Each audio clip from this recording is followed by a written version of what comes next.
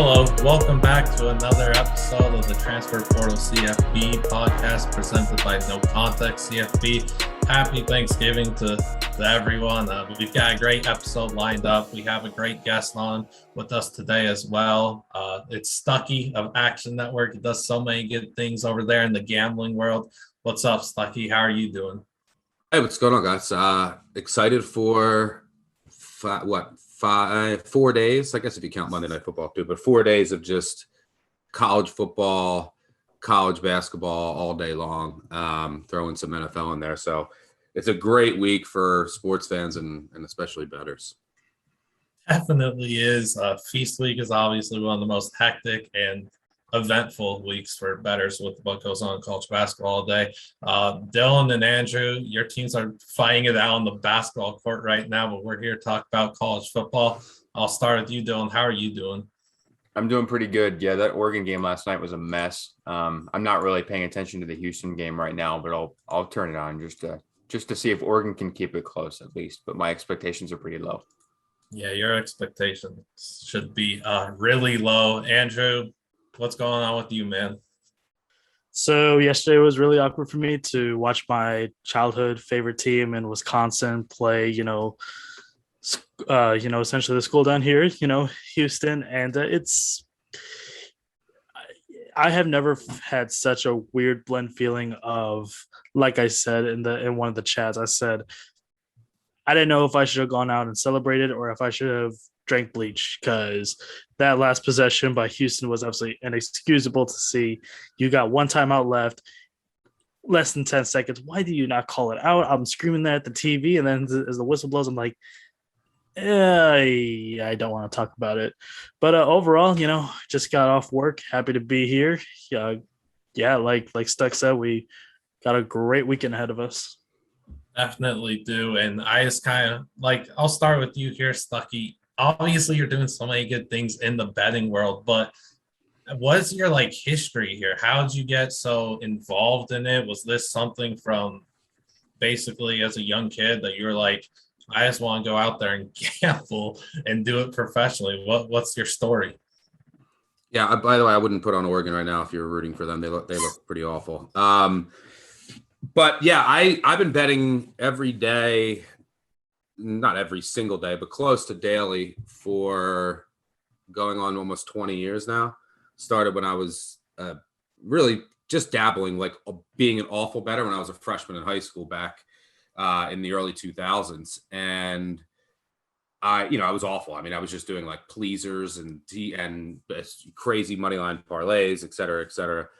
But my first love was college basketball. I mean, I played basketball and football growing up, and college basketball was my first love. And when I was in 2003, I was in high school. I was starting to get decent in college basketball because I followed all the teams really well, and the market was a lot softer back then. And I couldn't find a score. Getting scores back then, you call 1-800. There was a number you would call, and then you'd have to yell in things. You could text something. I couldn't find the score, so I Googled it on my childhood big gas computer, and I came across this forum, covers.com, and then it was someone updating the scores of this, who knows, Western Illinois game that I bet on. So I joined this forum, and then I started posting picks and then reasons for college basketball, and then I built up a huge following, and over time, and then in 2011. The forum just got so childish, and I was I'm creating a Twitter account. I'll post all my stuff there.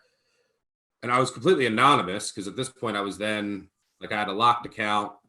I didn't have my name out there because I was working in finance. I mean, I went to, college for international business and finance. And then I was working in, the corporate world for 10 years, got my master's in finance, my CFA. But all I was doing in any free second that I've ever had is bet. And it was my first love. And then in 2017, because I had such a big following this might have been 2016, late 2016. One of someone in the churning group and Brian Mead, one of the head engineers who actually started Action Network, came to me and said, do you want to help me start this company? And we need someone that knows the content side, that has a big following. I got your name recommended from a couple people. that followed me. So I went up and met them in New York, and then we had a meeting. They told me their plans, and I was like, man, this betting's going to start to become legal. I love their vision. With there needs to be an app out there that's just sports betting focused. And I was like, do I leave my entire career right now? I'm already spending all of my free time and basically semi-professionally betting. So I was like, this is a no-brainer. Everything that I've done before is a sunk cost. I don't care about all of the education, the time I put into the CFA. I was like, this is my passion, my love, and this is going to blow up. If I don't do this now, I'm not going to be in the space way down the line and it's just going to be too late.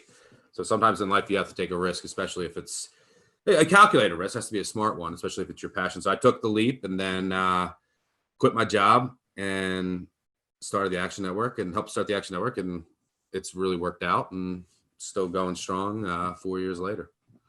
Yeah, y'all are doing really good things over there, and obviously you're playing such a big role in that. And like, congratulations to you on all the success, taking a leap like that, a risk, as you say, and coming out really successful with even more success on the horizon. Like, just really good for you. And another thing I wanted to ask is, I don't know, is this something that you would recommend to like other people that maybe want to become professional sports bettors? Do you have any advice for them? Yeah, I mean, I've never actually been considered, and I don't consider myself a professional bettor. The definition of a professional bettor is someone that bets on sports, and then that's their primary source of income. Yeah. And that's, I mean, I worked in finance, and then obviously helped start the Action Network, and so it's never been for me. It's a different world when you're relying on that income, and you have to try. One of the toughest things about it, number one, you have to be one of the very few that can make money doing this. And then number two, you have to find ways to get money down. And when you're trying to, make a living doing this, that's one of the most difficult things, like trying to get accounts, try not to get limited. And so I know I wouldn't recommend it to anyone. I think that most people should bet on sports recreationally, understand, some people it's not for everyone. If you can't handle yourself, it's kind of like drinking or smoking weed, whatever. But I think that most people should do it recreationally. There's some people out there that are brilliant, that the brilliant programmers, and they understand the sport, and they know they're in the very, very, very small minority. They know how talented they are, and if they want to try and give it a go in the sports betting space. But no, I wouldn't recommend anyone trying to just start from scratch to get into the game and try and do it professionally. What I would recommend is, and by the way, edge is just going to disappear. The markets will become more and more efficient over time. With sports betting becoming legal, you're going to have smarter and smarter people coming into the space and betting, and then going on the other side of the window and setting lines. And I look at now the markets compared to 15 years ago in college basketball specifically. Something like KenPom being a thing. I mean, a friend of mine who's a professional bettor he went and offered, this is, I don't know, 8, 9, he went and offered KenPom a shit ton of money to stop doing what he was doing. He said, here, I'll pay you all this money to not post any of this shit, because it's helping set the market on totals and things. And KenPom said, no, thank you. But so it's, the markets are becoming more and more efficient over time. So it's tough. I think that if you want to try and get into the sports betting content space, this is the time, because again, in a year from now, there's going to be even more people. It's just the industry is going to get more and more flooded. So you have to try and get your name out there right now. And if you want to try giving sports betting a go, download the Action Network app, shameless plug, or track yourself and focus on something small. You could bet small and see if you're any good. Try, explore it. Don't, if there's something there, you'll find out over time. You need a large sample size, but it's a tough gig to get into, and it's only going to get more difficult over time. Yeah, really good answer. And definitely, if you're listening, go download the Action Network app. Great app. Shameless plug right there from Stuck, but definitely a good plug. Great app. Want to get the other fellows involved here, kind of looking. Yeah, by the way, interrupt me. I ramble, and I do my own podcast, so I'm on a script. But in real life, we had a bar and ramble. Just jump in and tell me to shut the fuck up if I'm going too long. No, you're good. You're good. It's all good. I just want to get looking forward to this great college football slate this week. Get everyone's favorite bet for the week. I want to start with Andrew. What's one bet you're looking to make this weekend?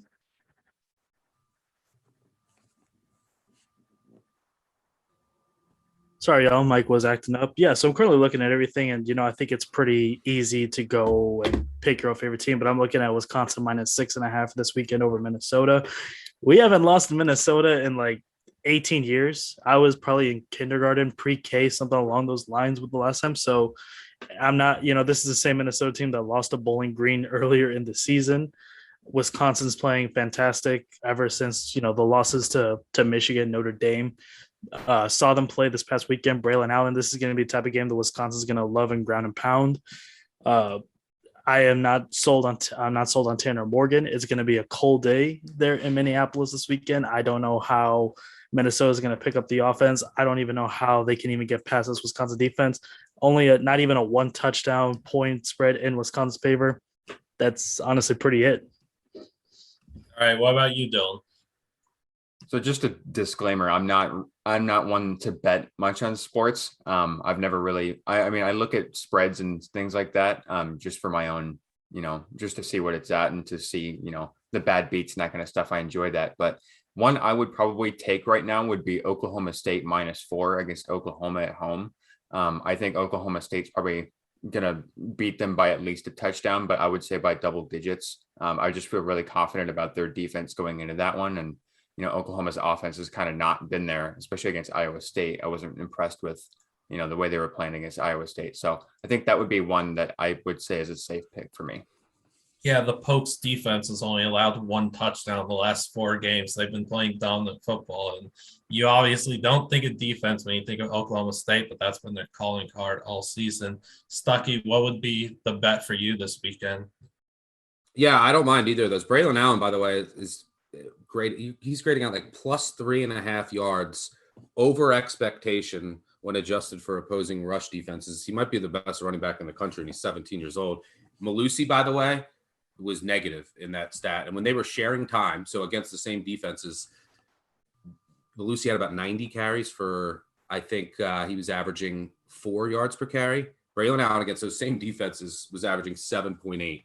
So him getting the full workload here, I don't think the markets have adjusted for how much different this offense is, and Wisconsin could shut down that Minnesota run game. The Oklahoma State defense, by the way, unbelievable. I think we're going to talk about that game later. I'll go BC. This is what I have is my favorite bet of the weekend. I'm a little more hesitant now because it just came out that there's like a potential flu outbreak. I don't know who has the flu in the locker room, but I make this line closer to 1. The Wake Forest, I love Sam Hartman. The Wake Forest story is great, but their defense is putrid. I mean, it's anyone and everyone can score any way they want. BC likes to run the ball a lot, and they have Phil Jerkovich back as a potential future pro quarterback. But they still like to run a lot. Great. You can run it all down, Wake Forest, up and down the field. And on the other side, and look, we saw Wake Forest, their defense made Clemson's offense look competent. Clemson's offense didn't even look competent against UConn. So, yeah, I think BC can go up and down the field here. On the other side of the ball, BC's pass defense is better than their run defense. So I think that helps a little. Wake Forest is still going to get their points, but they're going to allow them. They've played in a lot of field goal games this year, assuming that the flu outbreak doesn't hit too many key players. And it is still at least not Friday or Saturday. I think BC is going to win this game, but it should be really close at the minimum because Wake can't stop a nosebleed. Yeah, our podcast, our people have been all over BC all season going into the season. It was devastating when Phil the Thrill went down. But cost me our win total. Hopefully they get I can get a push over 7 wins if they win this game. But yeah, that's basically what cost them the win total. So yeah, brutal. They had to win these last 4 games when getting Phil back and just couldn't do it. Wish they could have, but it's a fun team when Phil's playing, and I wish that they would just let Phil cook and throw the ball a whole lot more. A lot more fun to watch when he and Zay Flowers are getting involved all the time. But the bet I went Maction on a Saturday. I went with Kent State at money line -110. They haven't beat Miami, Ohio in 2 years. The winner of this game is going to the MAC championship. Kent State hasn't won the MAC championship since 1972. This is the year. They're going to beat Miami, Ohio. Then they're going to beat Northern Illinois, who has a negative point differential on the season. Dustin Crum.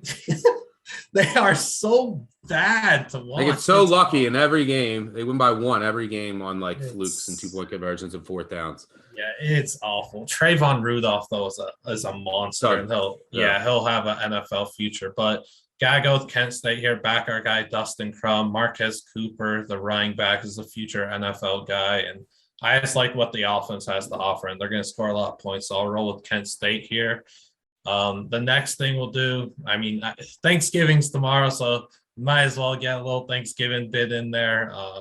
Just one thing you're thankful for in college football. I'll start with you, Dylan.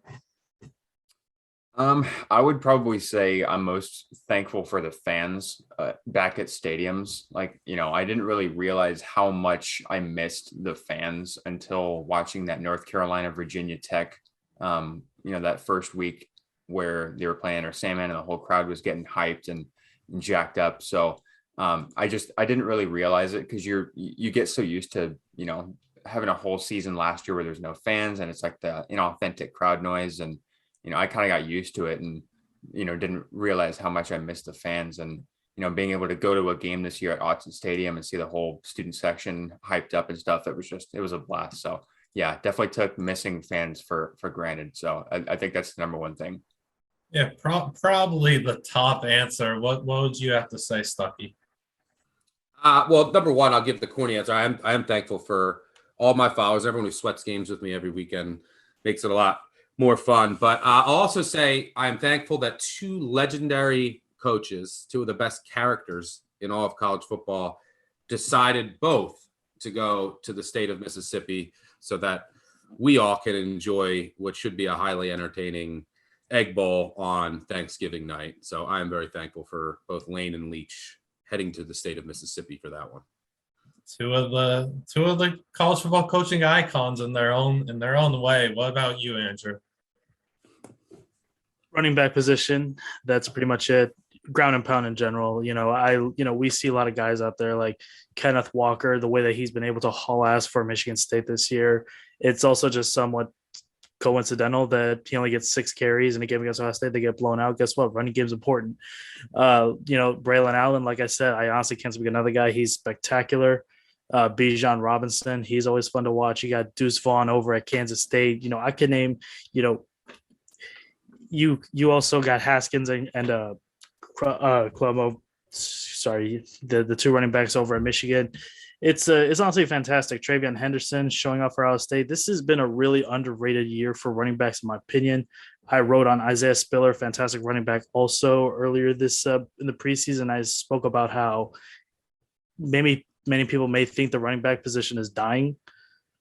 I looked up the statistics, and over the last couple of years, it's actually running backs are proven more valuable. They're having more scrimmage yards percentage for their team more now than what they did 10 years ago.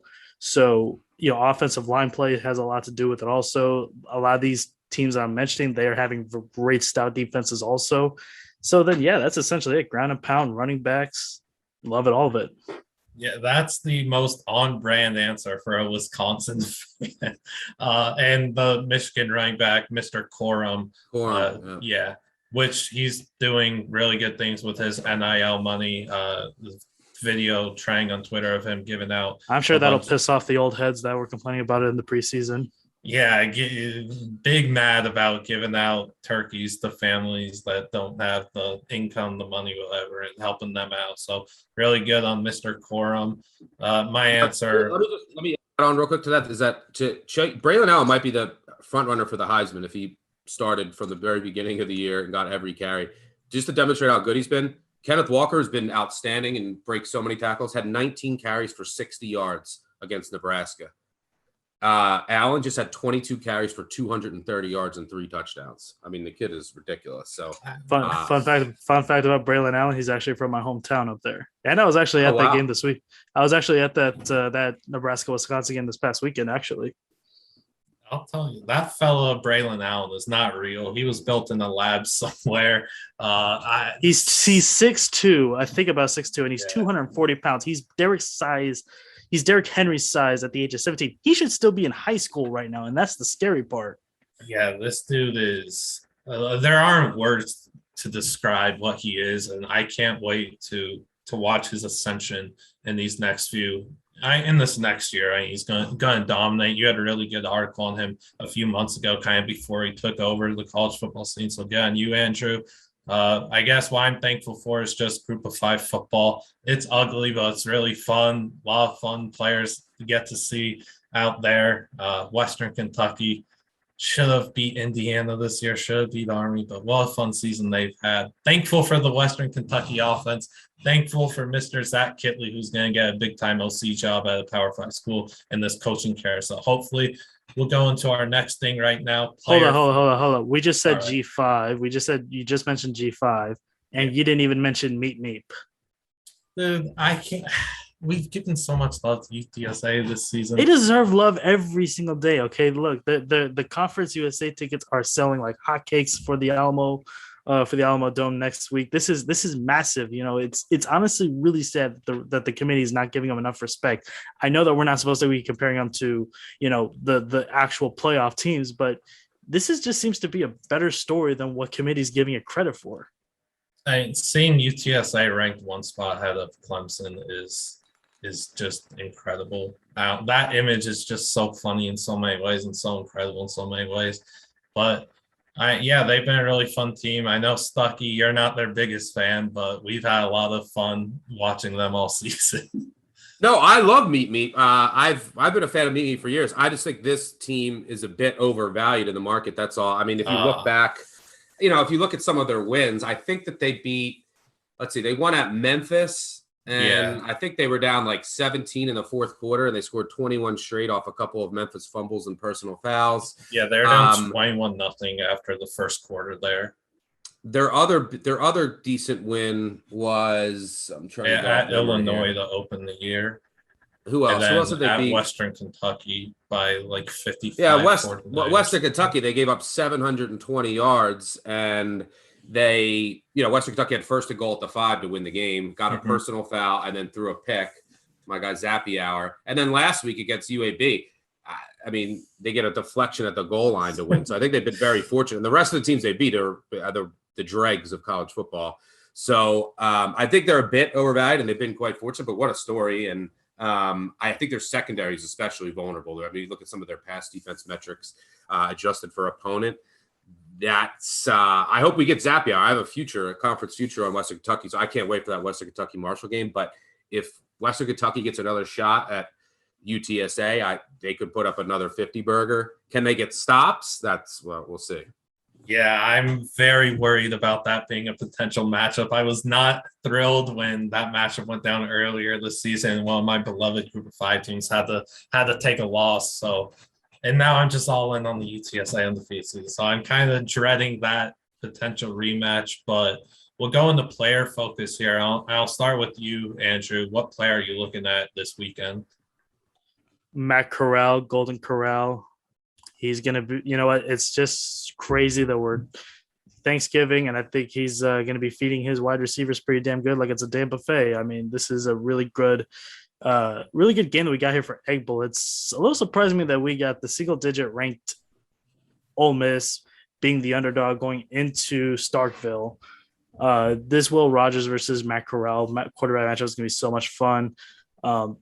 Ole Miss right now is going to be looking to solidify a New Year's Six Bowl. Would be awesome to see them play there, given the fact that they were unranked to start the season. I think Matt Corral is going to have the best game of the season. I truly do. And this is a Mississippi State defense that has been very lackluster at very well certain points of the season. I think Matt Corral is going to have himself a big game. It's been a while since he's had 3 touchdowns in a game. I think he's going to hit that with ease, and I think he's going to hit 350 yards also. Can't wait to see what Lane Kiffin cooks up. And the Egg Bowl, always one of the best events to watch every year. Thanksgiving, incredible game. Dylan, I'm curious to hear who your player focus is this week.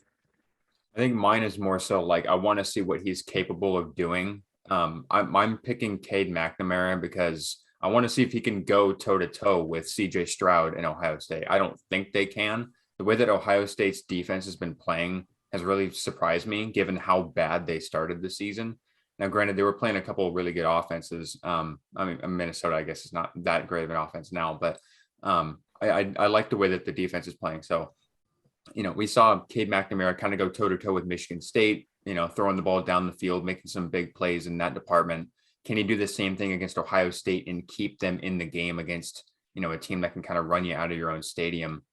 So yeah, he's my pick. I'm picking Ohio State. It took me a long time to figure out who I was picking because I've been high on Michigan this whole year. And Cade McNamara, I think, has potential. I just really want to see if he can deliver on the big stage. Yeah, that'll be a fun game to watch. I was really looking forward to hearing your pick for that game as well, but guess it's the Buckeyes for you. Stuckey, what's one player you're looking at this weekend? Well, I am a Ray Guy Award voter, and a very proud Ray Guy Award voter. So let's go to a punter, and Matt Araiza, who is having the most dominant punting season in college football history. He is, right now, to me, he is worth 4 points to the spread for San Diego State, which is shocking. He's a punter.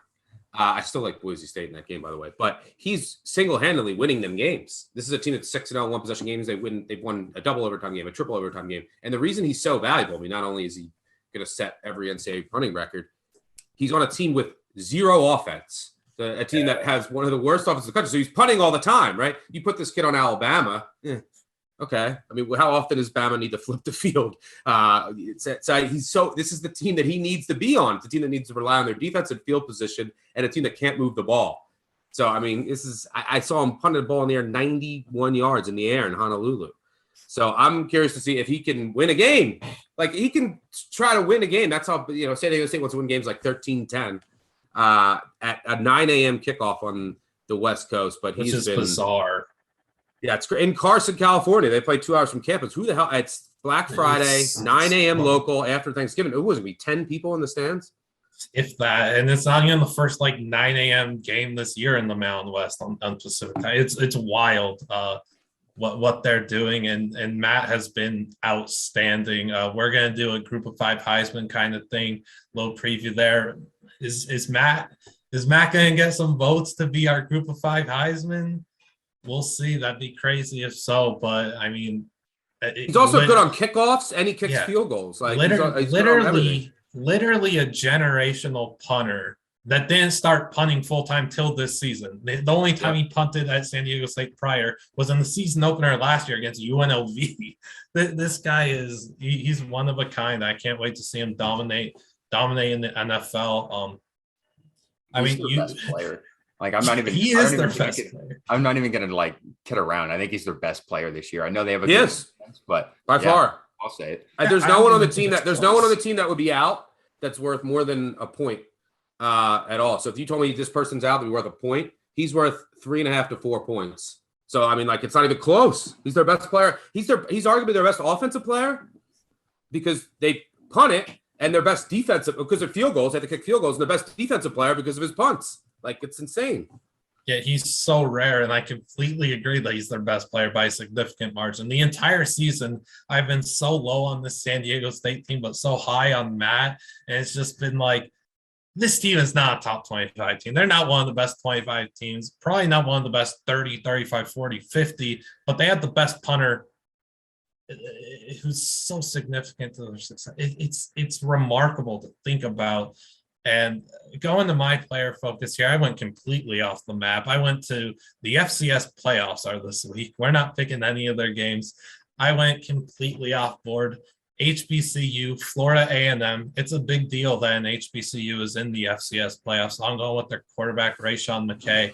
They're playing Southeastern Louisiana. I don't think anybody is really going to be watching this game, but I mean, hey, if Florida A&M gets a win in the FCS playoff, that's a substantial win, and that means so much to not only Florida A&M, but it means a lot to the HBCU scene. So I'm looking at Rayshawn to have a big game and just this would be big time. It's an influential potential. It's a big time influential win is what I'm trying to say. I don't know, but he's had 2,259 pass yards on the season, 20 passing touchdowns, 4 interceptions. He doesn't really look to run, but this is a big challenge for him. I hope that he and the Rattlers come out on top with a win. It'd be a really good story to see an HBCU advance in the FCS playoffs. So that's why I'm going with. And now we'll get into our games for the week.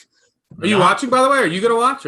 Dude, I'm not gonna watch. I watched a little Jackson State after I talked to Malachi Weidman, their freshman receiver, who Tennessee transfer, absurd athlete, gonna play basketball for Jackson State this season too. So I watched a little of them.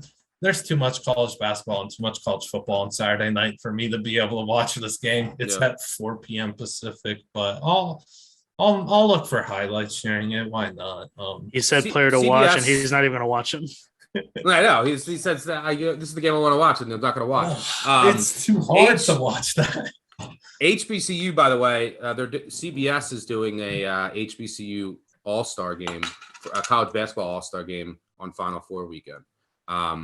So that's a pretty cool thing for them as well. So that'll be really cool to see. Just love the increased spotlight in HBCU, or the increased success rate in these last few years. Obviously, what Deion's doing at Jackson State, Maker going to Howard, a lot of other success stories, and I hope that it continues to trend up. Yeah, I don't know. I'm all for HBCU success, and fine. I'll make sure I watch at least a quarter of Rayshawn McKay in this game and see him throw a touchdown or something. I'll make sure I watch some. It'll be tough, but I'll make sure. Our first game to pick for this week, though, is Ole Miss at Mississippi State Egg Bowl on Thanksgiving. Stuckey, we need you to go 8-2. We need you to take the crown in our guest picking leaderboard. Who do you have in this game? So am I picking every game, even if I didn't bet it, right? Is that what I'm doing? Yeah. This one I did bet. I actually like Mississippi State here. I bet the -1. Am I just picking straight up winner? Straight up, yeah. Oh, wow. Okay. All right. This won't be easy for this game, but that makes it easier for some other games. Yeah, I'm going with Mississippi State here. Look, Will Rogers is rolling right now. And I know that you say, hey, look, this is how you stop the Miss State offense in the air raid is you rush 3, you drop 8. And that's what Ole Miss does. They try not to prevent the big play. Well, Leach has kind of figured that out. And Rogers you go look at his statistics this year. He's throwing for 500-600 yards every game and 4 touchdowns. 400 or 500 yards. He against Kentucky, who has a similar defense to Ole Miss and what they want to do scheme wise. He ripped them up. I think he's like 40 of 44. So he's on a roll. He played the air raid in high school. It's one of the reasons Leach targeted him. He just has full control on this offense. And the Mississippi State defense, where it really shines, is against the run. And that's what sets up everything for this Ole Miss offense. Everything's based off of the run. I am a little bit scared. What does Kiffin have cooked up here? But the offensive line for Ole Miss is beat up. They lost one of their best guards for the year. Their wide receivers have been beat up. And now you're on a short week. They've had a gauntlet of a schedule. They haven't had a bye week since September. And meanwhile, Miss State just had a cupcake last week against an FCS school. I think the short week helps Mississippi State. The Mississippi State run defense, and they have 2 excellent corners. This Ole Miss offense, which is a juggernaut when at full strength, is just not at full strength right now. There's a reason that they scored only 30 points against Vandy. There's a reason that 6 straight games have gone under in Ole Miss games. So I think Miss State, both teams are going to score. It's going to be really fun. I think Mississippi State pulls it out. Will Rogers has a big day, but it won't be easy. But I like the spot, and I don't think that Ole Miss's defense is getting many stops here. Yeah, Mingo being out basically the entire season for Ole Miss's receiving corps has been so dreadful. I love watching Jonathan Mingo and know that he's going to be another nasty wideout in the NFL, another Ole Miss pipeline guy to the NFL. Andrew, curious who you have in this matchup. So, I already said that my player to watch is Matt Corral, and I guess I kind of just backed myself in a corner. I guess I have to pick Ole Miss here, don't I? But I'm still going to take Ole Miss. Kind of like what Stuck said. I'm intrigued by what Lane Kiffin's going to do. I feel like this is going to be a very bizarre game in a way. The fact that the total here is at only 63.5 just feels a little disrespectful. I feel like both teams are going to hit 35 pretty easily. This game might go into overtime. This might be the best Egg Bowl that we've had in a while, So I'm going to take Matt Corral. It's more him that I think I can trust in the long run. Yes, Will Rogers obviously lit it up. I actually just looked it up earlier. He hasn't thrown under 300 yards. I believe it was since the Memphis game, I believe it was. No, the NC State game in week 2. That was the last time that Will Rogers threw under 300 yards. But I'm going to take Ole Miss here. I think I do trust their defense just a little bit better, but I don't really think either defense is going to be able to get any stops. I wonder if there's actually a total for the amount of punts that are going to be in this game. I would probably set it at like 2.5, not take the under. I can't believe though that you went out and said the best egg bowl we've had in a while. When we had old piss and saw Elijah Moore do you know what, and Yes, that's an all timer. It's an all timer. this is going to be great. This is going to be a classic. This is going to be this. Let's just be glad that the NFL slate for the week sucks on Thanksgiving, because this is just going to make the college football slate just that much better. Dylan, who do you have in this SEC rivalry game? Yeah, I could not agree more with Andrew with the NFL slate being, just kind of pathetic, honestly. Like all the teams are just not very fun to watch. I think the Bills Saints game might be a little entertaining, but who knows? But yeah, I'm definitely going to be tuned into this game. Ole Miss, Mississippi State. I went with Mississippi State pretty much for every reason that Stuckey said. I mean, I just think that Ole Miss is, the injuries that they've had and coming off the short week and the fact that, they've just had a brutal schedule. And they're still a top 10 team. I'm giving them their credit, but I like Mississippi State at home. I like the way that their offense is rolling right now. Will Rogers, I don't think Ole Miss's defense is going to stop them at this point. So yeah, I got Mississippi State by 10. All right, yeah, Egg Bowl greater than Thanksgiving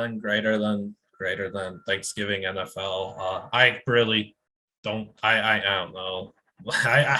I'm going Ole Miss 49-42. I just want to see fireworks. I just want to see high scoring affair. Let's just have a really fun game. Our other game next game that we're picking, UNC NC State. Go right back to you, Dylan. Who do you have in this one? I really wanted to go with North Carolina just because, I have a feeling that Sam Howell will kind of go out on a nice note here, but I like NC State in the way that they're going right now. I've been really high on Devin Leary in that receiving core this year. So I think NC State gets it done at home. Stuckey? I'm going to go North Carolina. It's really risky because I got to pick some underdogs here. It's risky because I don't know if Sam Howell's going to be fully healthy. He didn't play last week. It's his last game. He has a pro career to worry about.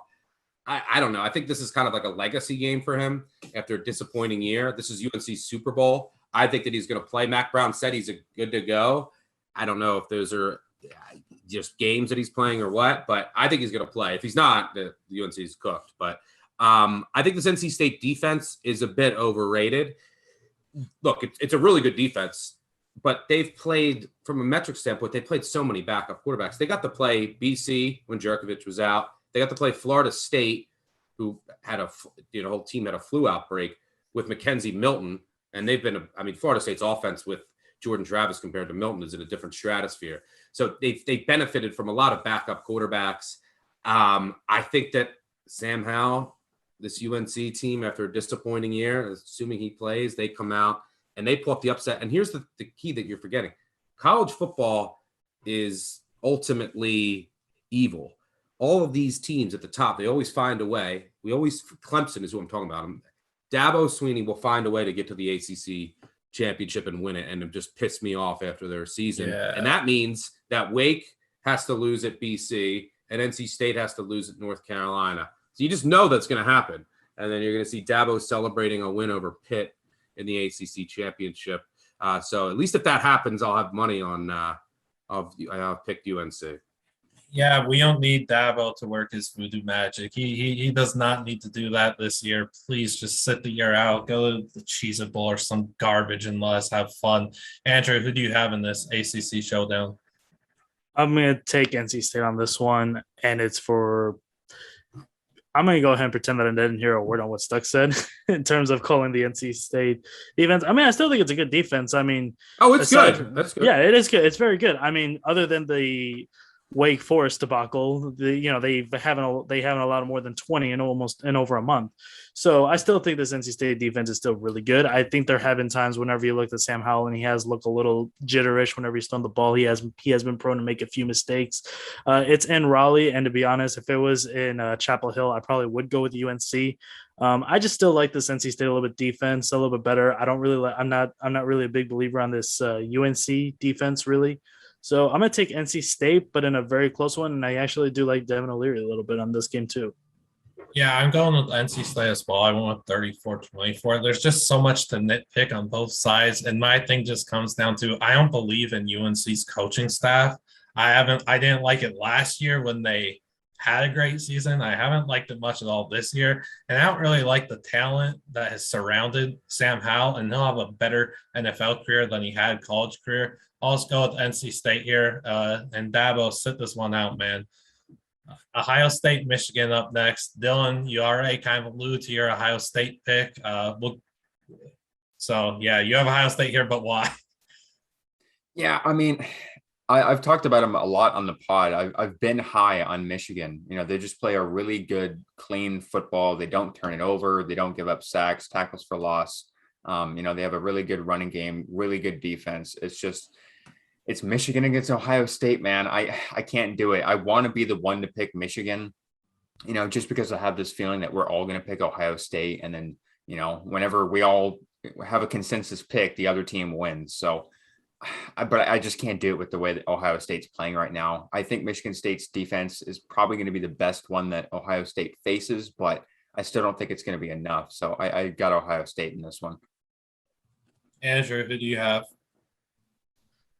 This is the one time that we can look at a Big Ten football game at noon and we actually get excited about it. That's great, isn't it? You know, I said it on the podcast earlier this week that this feels like the first time in a really long time that you can go into a game, that you go into this game and you can think to yourself, damn, Michigan actually is pretty good. They're still not good enough. Let's just be honest. Well, I don't know. Maybe, you know, how are we sure that this Ohio State offense is that good? I mean, they don't have a single Biletnikoff finalist on the roster. I mean,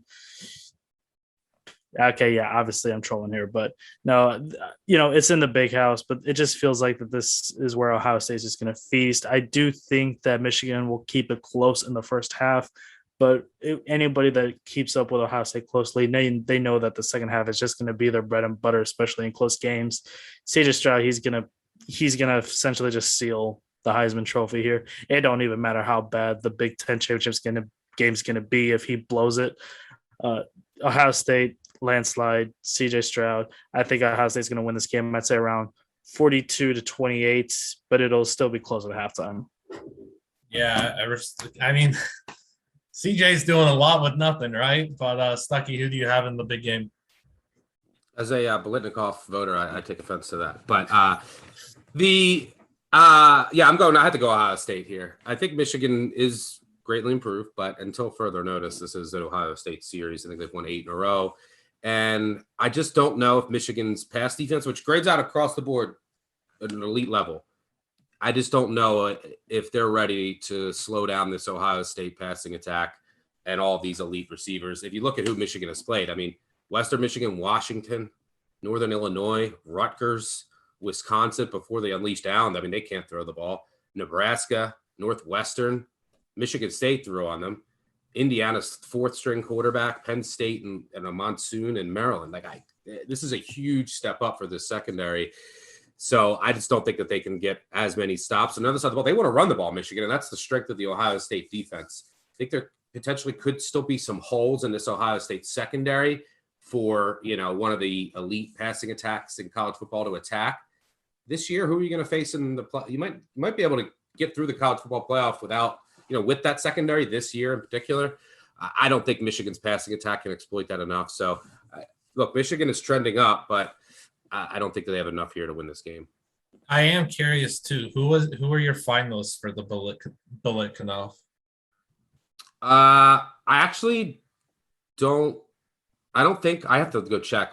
This is going to sound awful, but I think like by contractually, I'm not allowed to reveal it until the award is this. It's the same thing with the Heisman. I know that for a fact for the Heisman. You can't say who you voted for, who you're thinking about until the award is actually revealed. So I don't want to get in trouble on my first. Oh, you're good. You're good. I figured that you probably can you come back to us after it's revealed? I mean, sure.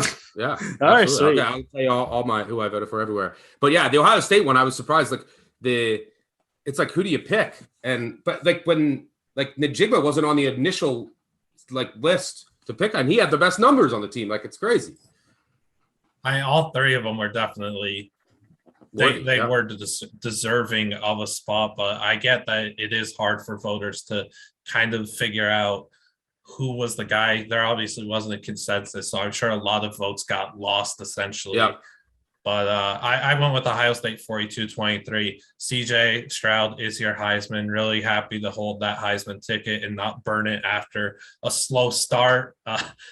Kept believing in CJ, and he's out there balling. Go out there, ball out this week, wrap up the Heisman, and hopefully the Ohio State wears the plain black helmets to another Michigan funeral, because I think that's one of the coolest college football uniform things is when Ohio State wears black to a funeral against Michigan. Our next game, it's not as big, but it is a big time game. It's Western Kentucky Marshall. There's a lot at stake here. Winner goes to the Conference USA Championship. We'll go with you on this one, Stuckey, and we'll kind of keep it quick for everyone. Who do you have in this game? Moonshine Throwdown, baby. That's what this rivalry is called. And I'm going Western Kentucky. I think Marshall secondary. This should be a shootout, by the way. Two teams want to play really fast.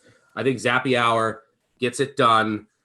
Marshall is not going to give any stops, but I think this Marshall secondary is attackable. And Zappy and Stearns, by the way, Stearns was, I think, 1,500 yards and 115 catches. Look out for him. This one should be a fun one. Give me Western Kentucky and the Hilltoppers. Stearns was playing up video game numbers and it's kind of slowed down lately. This week, 200 plus, I'm saying. Andrew, who do you have here? This really is going to be the Bailey Zappi show, isn't it? You know, shout out Bailey Zappi, Houston Baptist quarterback. He's from here. Just beat up another Houston team just a few weeks ago, Rice, really badly. So I'm going to go ahead and take WKU. I love Zappi a lot. You know, like I said, it's, you know, we obviously had him on here. Really, really great guy. Really great throw of the ball. I just think he's just going to throw lights out against Marshall, and I'm not going to say he's going to get his revenge, but he's going to get his rematch against UTSA. I am completely stunned that you were able to throw Rice in here into another podcast. That one's shocking. Crossed off the bingo card. Dylan, who do you have in WKU Marshall? I mean, how could I pick against Western Kentucky at this point? You know, we've been high on him all year. Bailey Zappi's our guy. I'm taking the Hilltoppers. I don't think it's going to be close either, but I do hope it's a fun game. I might actually tune in for this one. You should. Two fun offenses. We're talking about the WKU guys. We had Bailey Zappi on for an interview, which was really good, like a month and a half ago. But Marshall, Rasheen Ali, the freshman running back, has been torching defenses all season as a runner and a receiver. He's having a really good year. Xavier Gaines at tight end, kind of a rare kind of tight end where he's lining up everywhere. He's a really good player. Marshall's got a good team. I know the expectations there were to go undefeated. They obviously have not done that. They've underperformed. And I'm just going to go with WKU here, 52-44. Zappy's going to throw for 500 plus. Stearns is going to have 200 plus receiving yards, 2+ touchdowns. Let's see the WKU UTSA rematch. And our next game, we're picking it straight up. It's Alabama Auburn. We're not picking against the spread. Stuckey, are you laying the Alabama money line here? No, I'm staying away from this game. I can't figure out this Alabama team. They have flaws in the secondary. They have flaws in the offensive line. But some weeks they don't show up and they look great. Some other weeks they look pretty bad. But I don't think Auburn has enough here with Finley and their lack of receivers to really attack Alabama.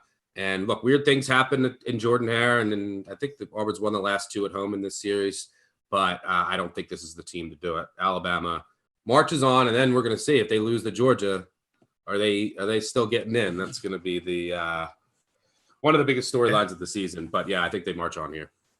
Well, it remains to be seen what will happen. Oklahoma State is creeping up, and people don't realize that. Andrew, who do you have in Alabama Auburn? So I'm actually looking up the game history here. Auburn has won 3 of the last 4 games where they've hosted it. But something that all these 3 games have in common that they do not is that they were ranked at home when they beat Alabama. They were the one time that they lost to Alabama at home, they were unranked. They're unranked this year. I'm taking Alabama in a landslide. Dylan, what about you? Yeah, Bama in a landslide. Like I said, I don't think Auburn would beat Alabama at their healthiest, to be honest. And now, like you said, Jordan Hare, there's not many better, home field advantages than that. But especially against Alabama, Josh Pate was talking about it with us on a pod last week, about how, when Alabama comes to town, Auburn, Jordan Hare is just different. So I think it's going to be loud. I think it's going to be crazy, but I like Alabama in a landslide. Definitely. Yeah, what they needed like Bo Nix to play here and then just make all kinds of crazy plays with his legs and just have one of his best games ever. And now they don't even have that element. Yeah, they needed the unpredictability and luckiness of Bo Nix combined with the luck that we've seen against Georgia and Alabama in years past. They needed that. And your Heisman winner, Bo Nix, is not walking through those doors this week. He's not going to be having fun when he watches his Tigers get flooded by Alabama. I'm going 35-13 Bama. And our next game, Dylan, your Oregon Ducks coming off one of the most disappointing performances of the season. There were a lot of expectations there, and they failed. But do you have them beating the Beavlet of Oregon State?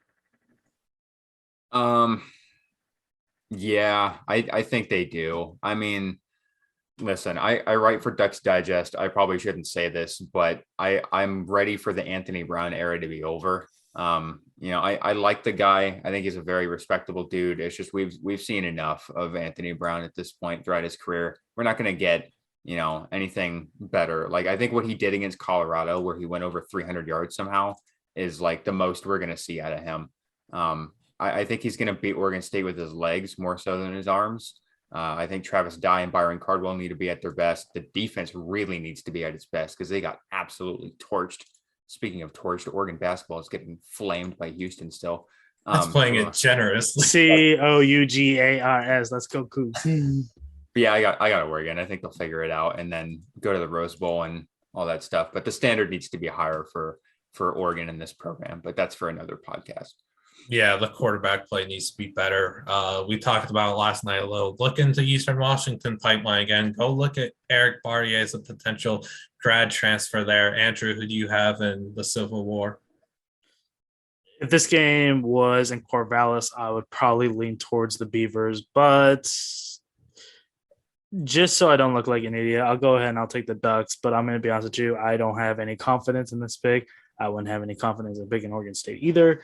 I'll take Oregon, but truthfully, I feel very, very opposite of strongly, and I don't think weakly is a proper word. So yeah, that's it. You're very cognizant of picking Oregon because you're aware of the letdown that they could go out there. Exactly, and it's also just kind of like, and I spoke about it earlier this week. It's like, I'm sorry, Dylan, and even you too, to an extent, Liam. I just feel like we're kind of getting to a point with the Pac-12 where we're kind of just like, okay, once everybody's out, it's like, what do we do now? I mean, everyone just cannibalizes each other. It's the same old story.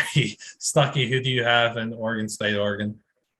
Yeah, I'll roll with Mr. Ducks if he's semi-confident here. It doesn't sound it wasn't the most convincing argument for Oregon, but I think Oregon gets it done here at home. Their run defense has had some holes this year, which is concerning against Oregon State. That's really what you have to worry about when you're facing Oregon State's offensive line, which is great, and their rushing attack.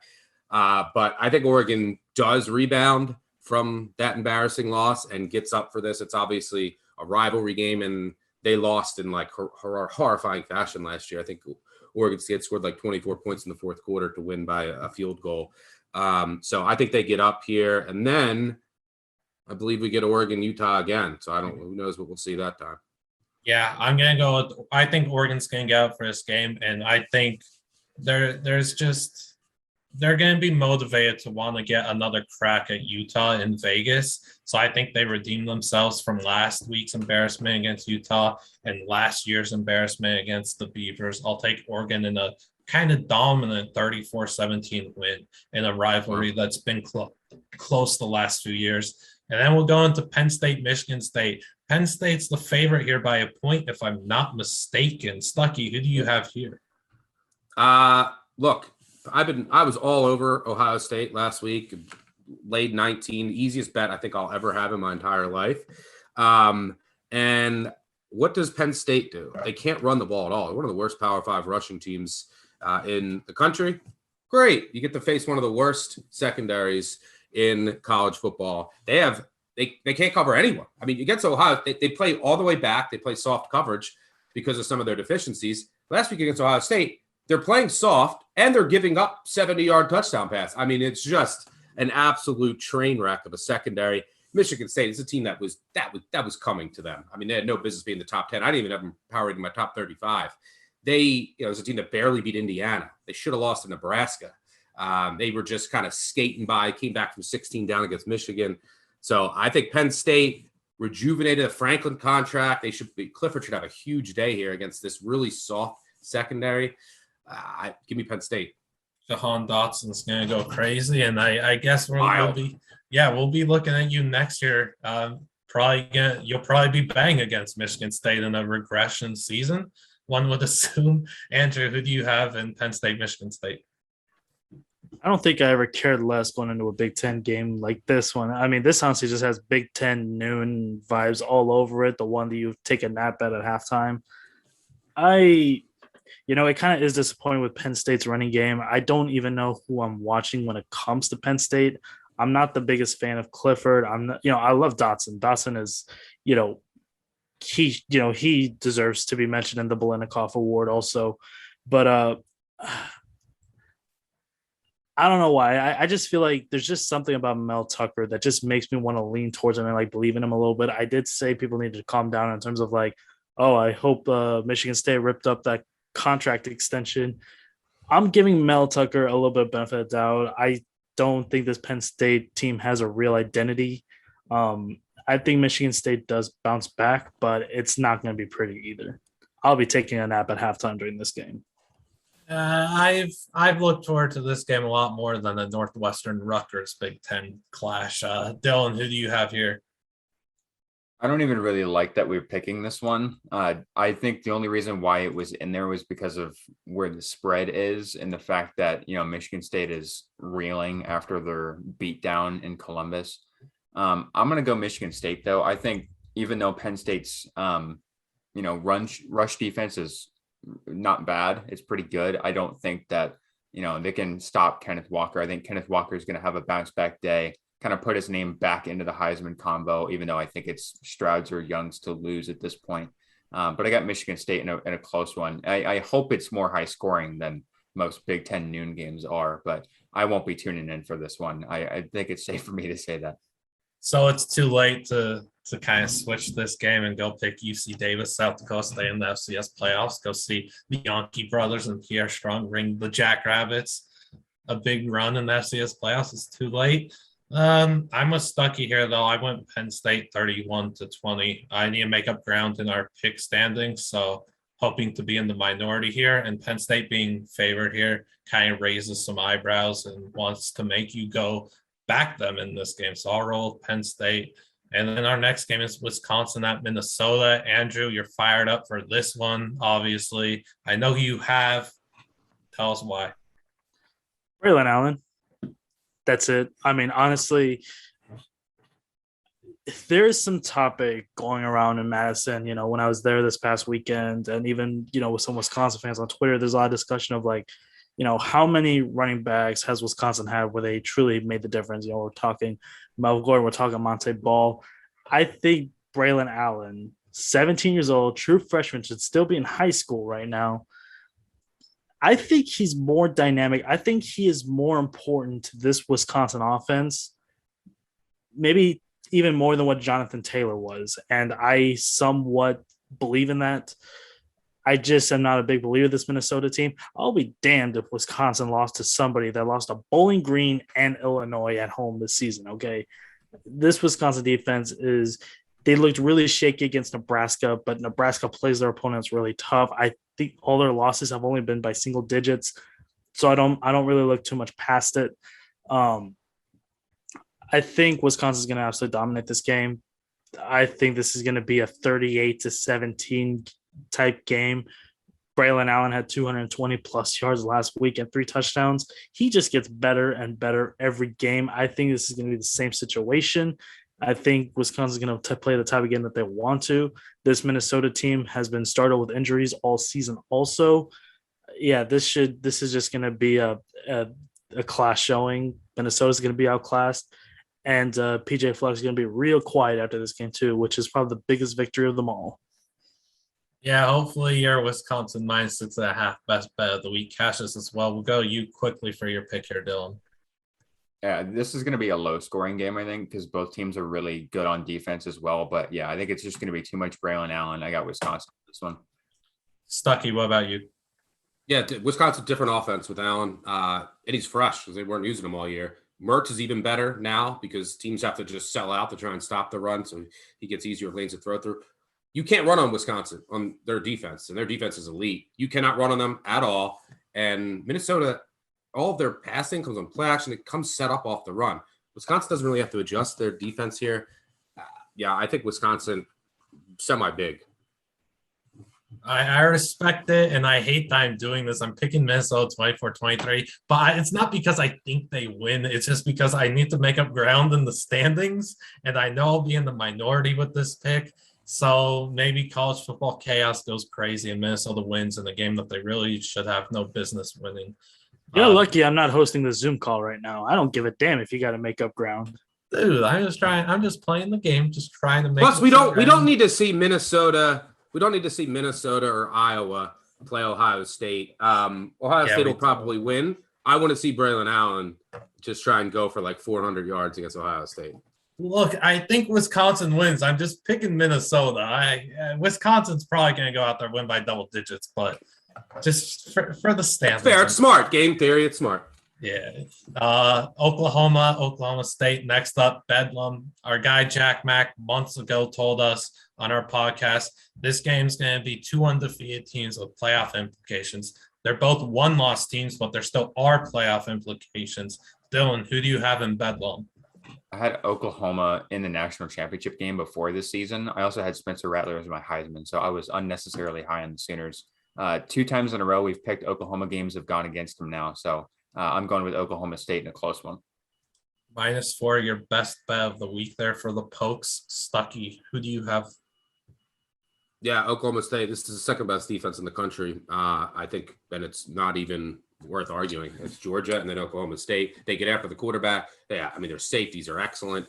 They can cover you. They're physical. And Caleb Williams, right now, he's just not it. I mean, these kid's really talented, but he's kind of lost the script. You watched them the last 2 games, I think. He's 17 of 36, sub 50%, 230-ish yards total with 1 touchdown, 3 picks, 2 fumbles. He's sitting in the pocket and lost against Baylor and Iowa State. Good defenses, and now he has to face a great defense. Oklahoma defense is a little healthier now, but they still have holes. The Oklahoma State offense isn't great. I just don't see Oklahoma doing much at all against this elite Oklahoma State defense that should come out with their hair on fire. Give me the Pokes.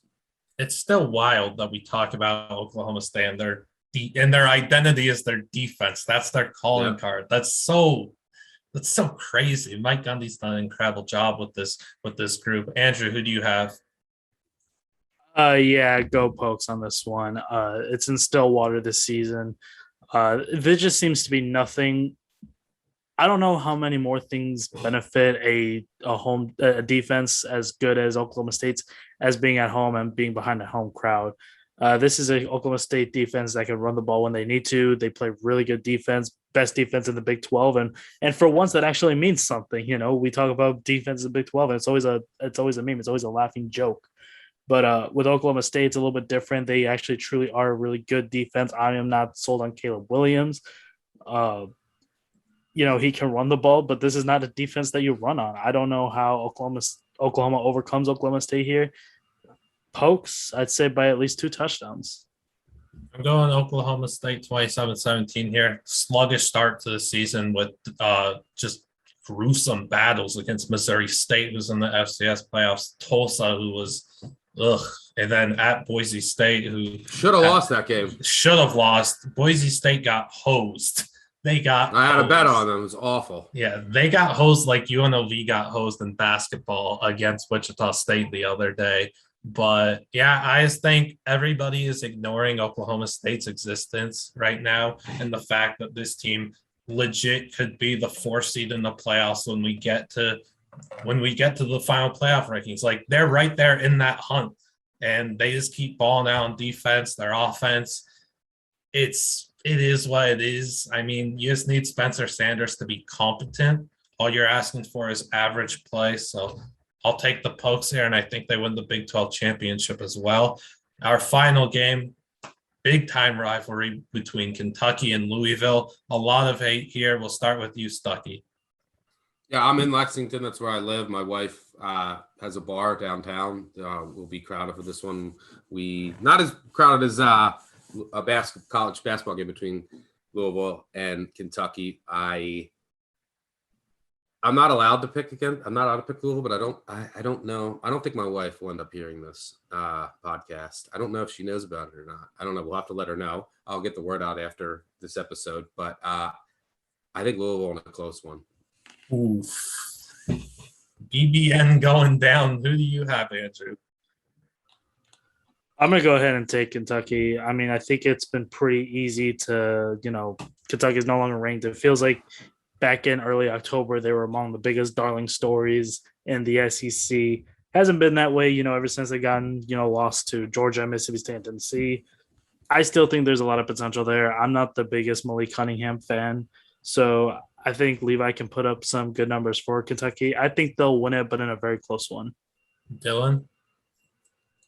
I mean, if Stuckey from Kentucky is going with the Louisville, I think I'm going to go with Louisville too. I liked Malik Cunningham. I think he's on a hot streak right now. That Duke game, I mean, it's Duke, but like, he looked the best he's ever looked. I think Louisville gets it done at home. And look, I don't know where Kentucky is. There's rumors that Mark Stoops is headed to LSU. So I don't know where their head is at. And I mean, Louisville I think they've been embarrassed the last 2 years against Kentucky. So I think they'll be up for this one. But it's Stoops watching Lexington right now.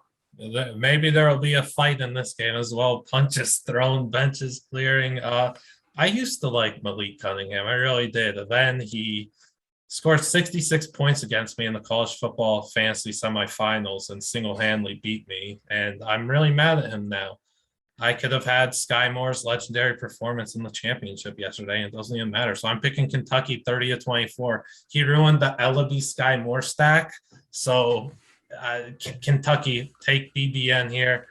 Kentucky has more dudes than Louisville's been facing the last few weeks. So I'll roll with Kentucky. And yeah, hopefully, Stuckey, you can be our leader for our guest pickers this year. There's a 3-way tie in first place right now at 7-3. 4-way tie? Okay, a 4-way tie in first place at 7-3. So please go 10-0. Let's do that. Shout out UH. They're up 74-42 right now. Yeah, Oregon's a women's basketball program, so good for we've always been a softball school, so yeah, I'm not looking forward to the rest of this season. But Dana Altman solves Rubik's cubes. Let's skip ahead to March already. It takes Oregon time. They run complex defense, and it takes them time to adjust and get continuity. It takes them time, but also this team just absolutely reeks, and I don't know if I could get past that and actually see success on the horizon in March. Like, this team, there's not one good thing to say about them. Will Richardson scored 0 against Chaminade, but Frank Kepnong is the only thing I'm excited about for this Oregon team right now. We're getting so off track. Stuck. I did have like a kind of a mini series of questions since we were talking about betting earlier. Whenever it comes like betting in college football, what do you think is the most important factor? Is it like statistics? Is it more eye test? What would you say is your mindset going into making bets? Yeah, I think that it's not just science and it's not just art. I think you have to be able to combine both of them effectively. So I mean, I have my own power ratings. Like, you need to have a number, a target, when you want to do this very seriously, to tell you, you could like a matchup. Okay, but what if the line was 10 compared to 14, right? How do you know which one has value? So I set my own numbers, which gives me just a baseline. Okay, where is their value? And then what I spend my entire week doing is digging into the matchups, digging into news, right? All right, who's going to be out? How important are they? Digging into advanced metrics to see how the teams match up. And, that's where the art comes in. There's also situational spots. Okay. How, who did the team just play? Who do they play next week? What does this game mean for them and their opponent? So, listening to coach press conferences and all of that is the kind of the extra work. And then there's also some intuition, some eye tests I like to watch as much as possible. So there are guys out there that are successful that are just, here's my model, here's my number, I don't even watch. But I think that there's a lot that you're missing by not, watching the games, understanding the matchups, advanced metrics, situational spots. And I think that stuff has value too. So I think it's a combination of all that and trying to find the right mix to be effective. So whenever you hear statistics such as, I can't really think of a team that's like this all off the bat, but if they say something like team A is 10-4 against the spread as a home underdog, do you take that with serious consideration, or are you kind of just like, okay, now you're just being way too technical that I'm not even going to worry about that? Yeah, no, I don't care about any of those trends. The only trends that really mean it, that I do follow and keep track of are service academies. I don't think books know how to line them. Those games are so different than any other team. And I mean, you'll see Army Navy is good. I think they've gone under 17 of 18 years. Those teams practice against the triple option. They understand it. They know how to defend it. And it's the reason these service academies run the triple option, because they're at an athletic and recruiting disadvantage. Here's what our advantage is going to be: play a unique scheme. So, if you look at a lot of the service academy trends, if they're like catching 3 touchdowns, you always take them. If they're favored by a lot, you always fade them. When they play each other, you take the under. But a lot of these trends that you'll see out on Twitter and on the like 10-4 against the spread as a home dog, like, I mean, who cares? I mean, what about the last 20 or the last 30 or the last 50? I mean, the sample sizes are so small that those things are pretty meaningless to me. What you have to look at is, okay, if there's a trend out there, what is the reason for it? So these service academy trends make sense. And then you also have to remember that the market adjusts to things. So if there is something to it, right, the betting market is pretty efficient. I mean, some things more than others, but the market is going to adjust, right? Like you're used to be on the West Coast going east in the NFL, just bet the West Coast team, bet against the West Coast team playing at 1:00. I mean, that worked in like the early 2000s, but I mean, there's zero edge left in it now. The market has kind of adjusted to it. So for the most part, those things are meaningless to me. Okay, because I was going to say one of my favorite bets that I made all season was it was Navy, and I think it was against Army, I believe. So it was either Army or Air Force, because you nailed it right on the head in terms of the service academy, where I believe the total with a point total closed at like 37.5, and it was among the first weeks of the season. And I was like, all right, I am so hitting the under on that one. And because me and then we do a weekly Friday betting show, and he essentially told me that, like, yeah, it makes sense to bet it, but let's be honest, like the point total is so low, why would you do it? And I was kind of like, yeah, and I was kind of like, you know what, screw it, I'm doing that just for the fun of it, because Navy has been hitting the under so much last season. Even though they returned a lot less talent, I think it was Air Force actually, now that I think about it, and they've been able to keep things in the unders also. They had among the better defenses. So that's just one way that I looked at it. Yeah, I mean, teams, they also they run it. They're running it 99% of the time, both teams. So the clock's running the entire time. They also, and the reason models struggle with these teams is success rate. When it's like, all right, how many yards did you get on first down? That doesn't apply to service academies. 2 yards on first down is fine. 3, we go for it on 4th and 1 and get it. And then like you're just marching down the field and the clock is running. And then you're playing against another service academy that practices against it all the time, and you're just butting heads, clock is running, and you're just punting back and forth to each other, something that models can't account for. It's just a completely different ballgame. So it's a good call by you. I just looked at it right here. Okay, so it was actually Navy. It was Air Force at Navy. The point total closed at, let me see here, 39.5, and it was 23-3. Okay, there we go. One last question I want to ask: is there? I don't think Navy had 100 yards in that game. By the way, I think that was one of the worst. I mean, let me see worst here. And offensive performances. Correct, 68 yards. Yeah. Do you have a favorite bet that you've ever made? Like one that I'd say like felt like a total lock, or, I know you said that you look at things like from a model perspective, but could you ever think of like a bet that you've ever made that you were like, okay, yeah, I called it. Nobody else believed me. It doesn't even have to be like that. One that you were just super confident and it nailed. Let's see. I'm gonna go. Let me make sure I go through all of the sports. There's been a few times when the Ravens have gone to New England in the NFL and we're catching over 7 points, and I was extremely confident. The one team that was never afraid to go there, that matched up really well with Tom Brady, and you were giving that, Harbaugh and that organization over 7 points. One of my favorite bets. My favorite bet of all time is I had Marin Cilic 125 to 1 to win the U.S. Open, but that was more of a flyer than anything. But that was my biggest cash. I'll say one of my most confident bets I've ever had lost, and this is what can happen. This is the variance of betting. This is one of my biggest bets I've ever placed in my life, was the Falcons plus 4.5 in the Super Bowl against the Patriots. And I also had the under. And then not only did I lose one of my biggest bets, I have to hear about 28-3 for like the next. I still hear about it. So yeah, they were obviously up 28-3, and then a crazy sequence of events got into overtime, and then the Patriots win the coin toss, and then I knew that the Patriots would go down and score a touchdown. They lost by 6, and the game ended up going over as well.